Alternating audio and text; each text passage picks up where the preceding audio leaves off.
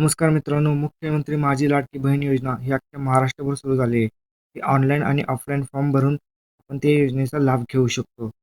या योजनेमध्ये महत्त्वाचे कागदपत्र आहे ते हमीपत्र. हे हमीपत्र कसे भरायचे, काय भरायचे याबाबतीत बरेच प्रश्न आहेत. मला तशा कमेंटही आलेल्या आहेत. त्या कमेंटचं उत्तर म्हणून हा व्हिडिओ मी बनवत आहे. हा व्हिडिओ बघितल्यानंतर तुमच्या सर्व शंका दूर होतील. त्यासाठी तुम्हाला हा व्हिडिओ शेवटपर्यंत बघावा लागेल. जर तुम्ही चॅनलवर नवीन असाल तर चॅनलला सबस्क्राईब करा आणि हा व्हिडिओ भरपूर शेअर करा. हमीपत्र म्हणजे अर्जदार त्याच्या वैयक्तिक माहितीनुसार ज्या ज्या बॉक्सला टिक करेल त्यानुसार त्याची पात्रता व अपात्रता ठरत असते. तर आता आपण हमीपत्राचे एक एक पॉईंट बघूया. मी घोषित करते की, मी म्हणजे अर्जदार महिला घोषित करते की टिक अशी खून करा. इथे मला कमेंट आली सगळ्या बॉक्सला टिक करायची का? जर तुम्हाला खालीलपैकी कोणता पॉईंट लागू होत असेल तर त्या बॉक्समध्ये टिक अशी खूण करायची आहे. जर तुम्हाला तो पॉईंट लागू होत नसेल तर तो बॉक्स रिकामा सोडायचा आहे. पहिला मुद्दा, माझ्या कुटुंबाचे व एकत्रित वार्षिक उत्पन्न ₹2.5 लाख रुपयापेक्षा अधिक नाही. जर अर्जदार महिलाच्या कुटुंबाचे एकत्रित उत्पन्न 2.5 लाख किंवा त्यापेक्षा वरती असेल तर या बॉक्समध्ये टिक करायची नाही. जर ते 2.5 लाख रुपयापेक्षा कमी असेल तर या बॉक्समध्ये टिक करायची आहे. दुसरा मुद्दा, माझ्याकडे उत्पन्न प्रमाणपत्र नसल्याने मला पिवळे किंवा केशरी रेशन कार्ड आधारे उत्पन्न प्रमाणपत्रातून सूट देण्यात यावी. या मुद्द्यावरून मला बरेच प्रश्न आलेले आहेत. बऱ्याच जणांचं असं म्हणणं आहे की उत्पन्न प्रमाणपत्र आहे आणि पिवळे किंवा केशरी रेशन कार्ड आमच्याकडे नाही, तर काय करायचं? या बॉक्समध्ये टिक करायची का नाही करायची? जर उत्पन्न प्रमाणपत्र असेल तर हा बॉक्स रिकामा सोडायचा आहे. जर उत्पन्न प्रमाणपत्र नसेल आणि पिवळे किंवा केशरी रेशन कार्ड असेल तर या बॉक्सला टिक करायची आहे. तिसरा मुद्दा, माझ्या कुटुंबातील सदस्य आयकरदाता नाही. जर ती महिला किंवा महिलाच्या कुटुंबातील सदस्य इन्कम टॅक्स जर भरत असतील तर तिथे टिक करायची नाही. हा बॉक्स रिकामा सोडायचा आहे. जर त्या कुटुंबातील सदस्य इन्कम टॅक्स भरत नसेल तर या बॉक्सला टिक करायचे आहे. चौथा मुद्दा, मी स्वतः किंवा माझ्या कुटुंबातील सदस्य नियमित कायम कर्मचारी म्हणून सरकारी विभाग, उपक्रम, मंडळ, भारत सरकार किंवा राज्य सरकारच्या स्थानिक संस्थेमध्ये कार्यरत नाही किंवा सेवानिवृत्तीनंतर निवृत्तीवेतन घेत नाही.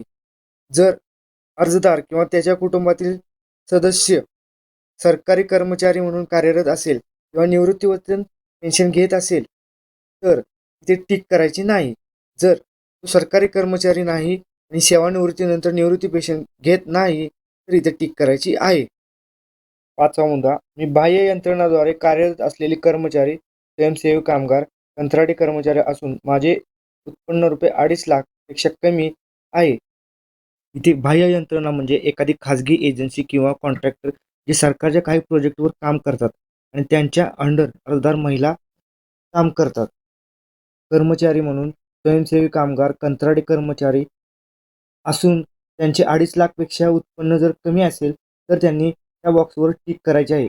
अन्यथा हा बॉक्स रिकामा सोडायचा आहे. सहावा मुद्दा, मी अर्जदार महिला शासनाच्या इतर विभागामार्फत राबवण्यात येणाऱ्या दरमहा ₹1500 किंवा त्यापेक्षा अधिक रकमेचा आर्थिक योजनेचा लाभ घेतलेला नाही.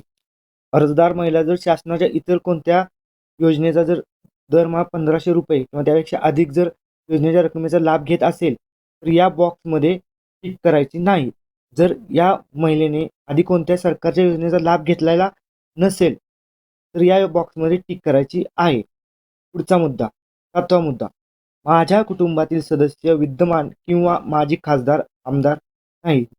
जर कुटुंबातील विद्यमान किंवा माजी खासदार किंवा आमदार असतील तर इथे बॉक्समध्ये टिक करू नये, बॉक्स रिकामा सोडावा.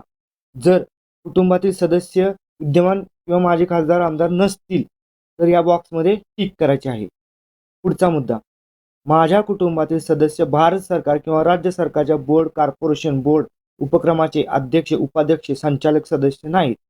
जर अर्जदार महिलेच्या कुटुंबातील सदस्य जर भारत सरकार किंवा राज्य सरकारच्या बोर्ड, कॉर्पोरेशन, बोर्ड, उपक्रमाचे अध्यक्ष, उपाध्यक्ष, संचालक सदस्य असतील तर हा बॉक्स रिकामा सोडायचा आहे. जर सदस्य नसतील तर या बॉक्समध्ये टिक करायचे आहे.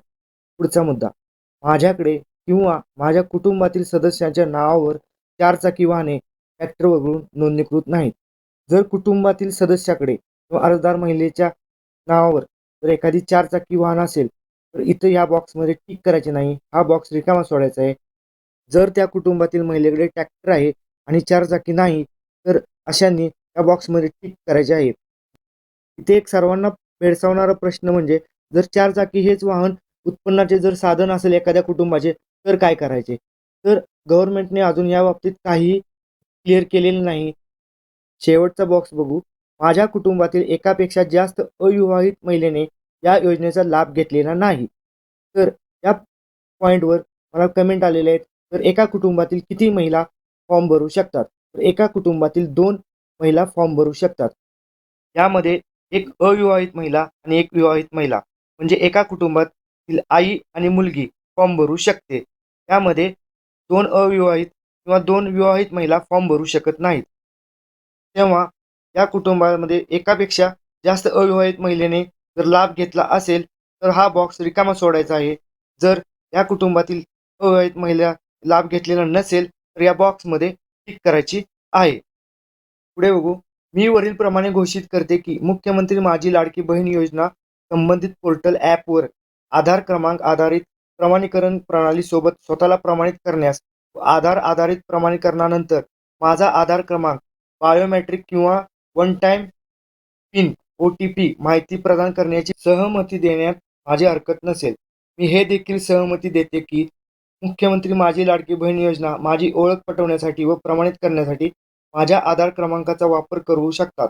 मी केवळ शासकीय सेवा व योजनांचे लाभ प्राप्त करण्याच्या उद्देशाने अन्य राज्य किंवा केंद्र शासनाच्या विभागाशी माझे आधार KYC वर्णन पुरवण्यात सहमती देत आहे. नंतर इथे खाली स्थळ, ठिकाण टाकायचे, तारीख टाकायचे, अर्जदाराचे नाव लिहून सही करायचे. नंतर याचा फोटो काढून ऑनलाईन ॲपद्वारे हा अपलोड करायचा आहे हमीपत्राच्या कॉलममध्ये. फोटो अपलोड करताना लक्षात ठेवा, या फोटोची साईज 5 MB पेक्षा जास्त असता कामा नये. मी आशा करतो की तुमच्या सर्व प्रश्नांची तुम्हाला उत्तरे मिळाली असतील. जर तुम्हाला अजूनही काही प्रश्न असतील, तर तुम्ही कमेंट बॉक्समध्ये नक्की कळवा. तर हमीपत्राची लिंक ही डिस्क्रिप्शनमध्ये दिलेली आहे, ती तुम्ही डाउनलोड करून घ्या. तर व्हिडिओला लाईक करा, चॅनेलला सबस्क्राईब करा आणि हा व्हिडिओ जास्तीत जास्त लोकांपर्यंत शेअर करा. असेच तुम्हाला महत्त्वपूर्ण व्हिडिओ भेटत राहतील. धन्यवाद.